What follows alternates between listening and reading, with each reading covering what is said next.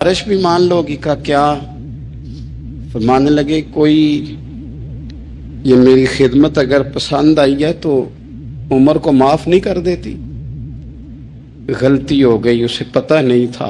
अपने मुंह से कहने लगे सियाना भी नहीं, बाशऊर भी नहीं, उसे चाहिए था खिलाफत की जिम्मेदारियां ना लेता। लेकिन हजरत सिद्दीक ने कहा तो वो मान गया। लेकिन बहन, मैं उसे जानता हूं, बुज़दिल बड़ा है, कमजोर बड़ा है, ज़ईफ बड़ा है। अगर तू कयामत में उसकी शिकायत लगाएगी तो बड़ा कमजोर पड़ जाएगा, उसके लिए मुश्किल हो जाएगा। तो कहने लगी अच्छा अगर तू इतनी सिफारिश करता है तो जा, मैंने उमर को माफ किया। हजरत फारूक आजम ने चेहरे से कपड़ा हटाया तो बीबी कहने लगी ओहो आप उमर हैं? आप फरमाने लगे मैं जो भी हूं तू वादा कर चुकी है कि तूने उमर को माफ किया। फिर बाहर निकले और अपने खादिम जनाब असलम से कहने लगे 2 बंदे और बुला और उन्हें गवाह बना कि मैंने इस गरीब के रोते बच्चे हंसाए हैं। तू जाके उनको बता मैंने वो हंसाए हैं, इसके भूखे बच्चों को मैंने रोटी खिलाई है। और तू गवाह हो जा कि इस बीबी ने खुद कहा है बगैर जबर के, मेरी गुजारिश पे कहा है कि मैंने उमर को माफ। क्यों ना हम भी अपनी अपनी जिम्मेदारियों का एहसास कर लें, क्यों ना हम भी जहां जहां हमारी ड्यूटी है हम भी वहां गौर कर लें।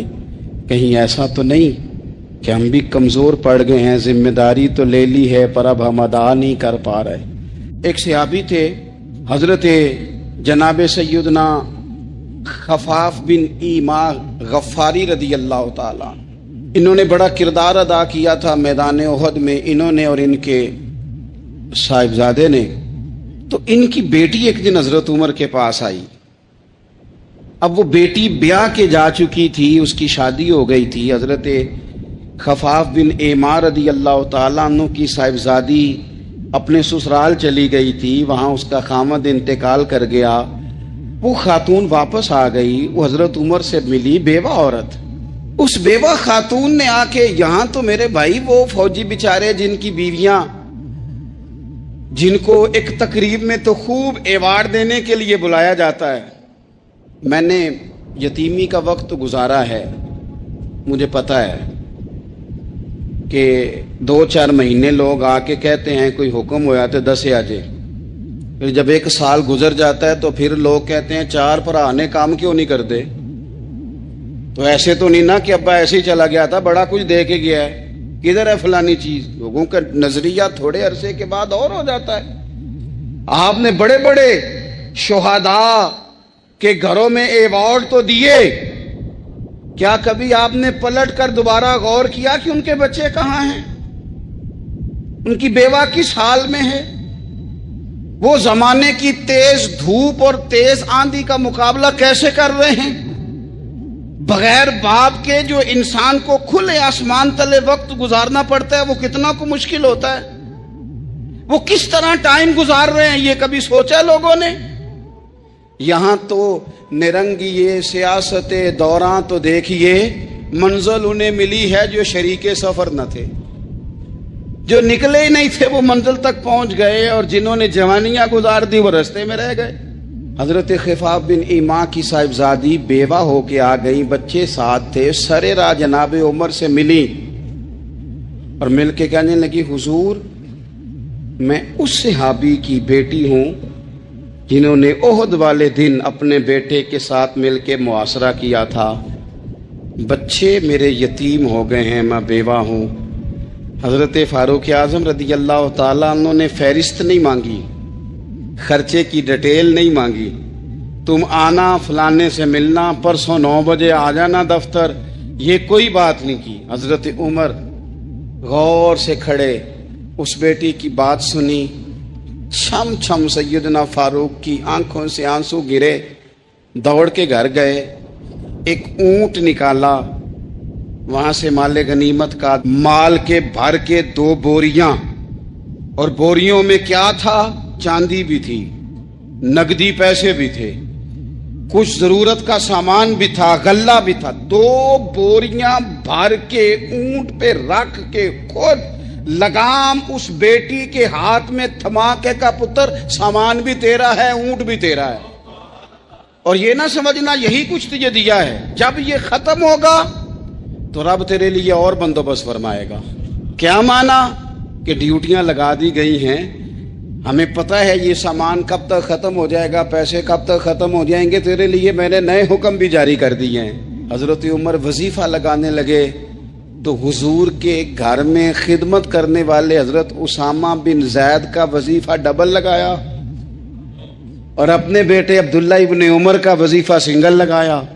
تو حضرت اسامہ بن زید کہنے لگے، ابا جی میں نے تو ہجرت بھی کی، جہاد بھی کیا، اسامہ تو ان دنوں بچے تھے۔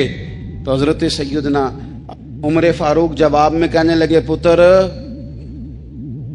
اسامہ کے والد زید نے بھی حضور کے گھر میں نوکری کی، اسامہ بھی نوکری کر رہا ہے۔ حضرت عمر کی شان کیا ہے زمانہ جانتا ہے، پر پھر بھی حضرت عمر فرمانے لگے، تو نے اپنے باپ کے ساتھ ہجرت کی، فرمایا ان کی خدمت زیادہ ہے حضور کے گھر میں، لہذا ان کا وظیفہ بھی زیادہ لگایا جائے گا۔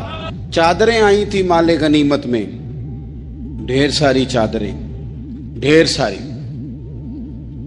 حضرت عمر نے صحابہ کرام علیہم رضوان کی ازواج پر، صحابیات پر وہ چادریں تقسیم کر دی۔ ایک چادر بڑی خوبصورت نکلی اندر سے، تو سب کہنے لگے حضور یہ نا خاتون اول کے لیے سوٹ کرے گی، آپ کی اہلیہ کے لیے سوٹ کرے گی، کبھی آپ گھر لے جائیں نا، یہ سب سے بہتر ہے۔ تو یہ حضرت عمر کی بالغ نظری ہے، وہ کیا بندہ ہوا جس کی ہر جگہ نظر ہی نہ ہو۔ حضرت سیدنا عمر فاروق رضی اللہ تعالیٰ عنہ کہا، جناب یہ چادر بڑی حسین ہے، آپ کے گھر والوں پہ جچے گی۔ تو حضرت عمر فرمانے لگے، نہیں، ایک صحابیہ ہیں حضرت ام سلیت رضی اللہ تعالیٰ عنہ، انہیں بلاؤ، یہ چادر انہیں دوں گا۔ حضور اس خاتون کو یہ چادر دینے کی وجہ بھی تو بیان کریں۔ تو حضرت عمر فرمانے لگے، جب احد میں ڈھیر سارے لوگ زخمی ہو گئے تھے اور بھگدڑ مچ گئی تھی اور حالات خراب ہو گئے تھے، تو فرمایا میں نے اپنی آنکھوں سے دیکھا کہ اس ایمرجنسی کی حالت میں بھی جناب ام سلیت مشکیزہ پکڑ پکڑ کے زخمیوں کو پانی پلا رہی تھی۔ اس خاتون کی خدمات ہیں امت کے لیے، اس نے ڈیوٹی کی ہے صحابہ کے لیے، لہذا اس عورت کا زیادہ حق بنتا ہے کہ اس کو یہ اعزاز دیا جائے۔ میرٹ کی بنیاد پر تقسیم ہوگی، رشتہ داری کی بنیاد پر، تعلق کی بنیاد پر نہیں ہوگی، اس کا حق زیادہ بنتا ہے، اس کا درجہ زیادہ بنتا ہے، خدمات زیادہ ہیں، اس نے اپنی ڈیوٹی زیادہ اچھے طریقے سے سر انجام دی ہے۔ جب تک چیزیں آپ وسعت قلبی نہیں لاتے اپنی طبیعت میں، جب تک آپ گنجائش زیادہ پیدا نہیں کرتے، اتنی دیر تک حالات اس طرح کے نہیں ہوتے۔ پھر ایک اور مصیبت بن گئی ہے، وہ مصیبت ہے لیول کی۔ یہ کام میرے لیول کا نہیں، جب آپ اپنے لیول سے نیچے اتریں گے، پروٹوکول سے ذرا نیچے اتریں گے اور چھوٹی چھوٹی باتوں پر خود توجہ دیں گے، چھوٹی چھوٹی چیزوں پر۔ حضرت عمر جمعہ پڑھا رہے تھے، ایک صحابی دیر سے آئے، اب یہ نماز کا پوچھنا، جمعے کا پوچھنا، مطلب حکمران صاحب تو اوپر لیول کے ہیں، وہ تو پوچھیں گے کہ جناب میرے ساتھ تو آپ قومی سطح کا بندہ بٹھائیں، یہ والی باتیں۔ لیکن چھوٹے چھوٹے سوراخ پیدا ہوتے ہیں، پھر بند ٹوٹتے ہیں، حالات بگڑتے ہیں۔ قوموں کا اخلاق چھوٹی چھوٹی جگہوں پہ پہلے بگڑتا ہے، چھوٹی چھوٹی جگہوں پہ بچہ پہلے چھوٹی چوریاں کرتا ہے، خدا معاف فرمائے اگر اسے روکا نہ جائے، پھر وہ بڑی جگہوں پہ جا کے حالات خراب کرتا ہے۔ حضرت عمر فاروق ایک صحابی دیر سے جمعہ پڑھنے آئے، تو حضرت عمر نے بعد میں بلا لیا، فرمایا تم اتنے سمجھدار آدمی ہو کہ اگر جمعے میں دیر سے آؤ گے تو باقی لوگوں کا کیا بنے گا؟ تو وہ صحابی آگے سے کہنے لگے، مجھے پتا تھا آپ نے پوچھنا ہے، اور میں تو کہیں کام میں مصروف تھا، امیر المومنین میں تو دوڑا آیا ہوں، میں تو غسل بھی نہیں کر سکا، وضو کر کے ہی مسجد میں آ گیا ہوں جمعہ پڑھنے۔ تو حضرت عمر فاروق ان کی بات سن کے خوش ہوئے، فرمانے لگے رب تیرا بھلا کرے، اس طرح کرنا آئندہ جمعہ پڑھنے آنا